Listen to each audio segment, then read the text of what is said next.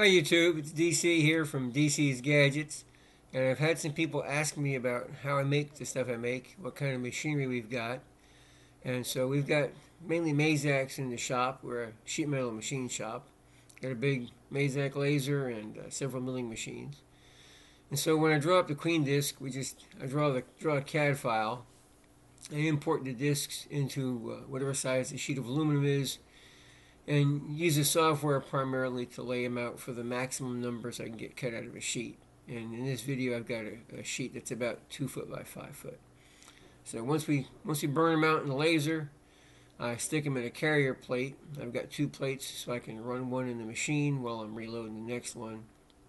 And the Mazak milling machine engraves them in the carrier plate. And once they're all engraved, take them off the plates and stick them in a big tumbler. Just let them tumble for a couple hours, takes the burrs off, and stick them together. So this is how it's made. Enjoy.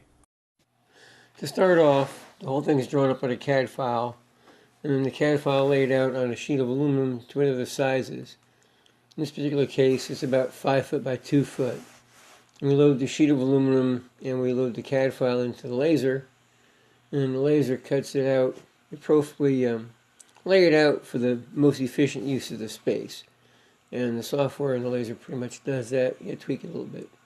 This is the laser cutting out the circles, and that's the whole panel that's done. About 70 units from a 5 foot by 2 foot piece of aluminum gets cut out.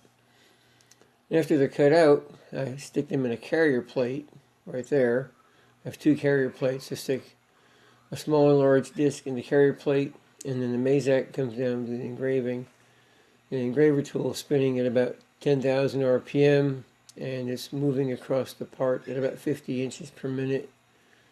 Rapid movements are 300 inches a minute, so every time it comes off the part, it's moving at 300 inches, and it is engraving the letters, it's moving at about 50 or 60. It's all G-code. It's XY coordinates of where the pointer goes down and comes up and moves across. A lot of that's done, again, interpreted with software, but the software is not perfect. And I made some changes. I moved the position of the word incubate, and on top of the number 16, or where the 16 used to be, I took that off, and there's a star there now. So those things were actually hand calculated, and so each line of code was individually written, which took quite a while. But once the engraving's all done, take it out. The last step in the Mazak is a little chamfer tool comes around, because the laser leaves a pretty good burr on it. And I'll load them in the carrier plate with the burr side up. And so once it's all done and I get about 20 full discs, I'll put both big discs on a carrier plate upside down and engrave the DC's Gadgets on the back side. So that's how it's made.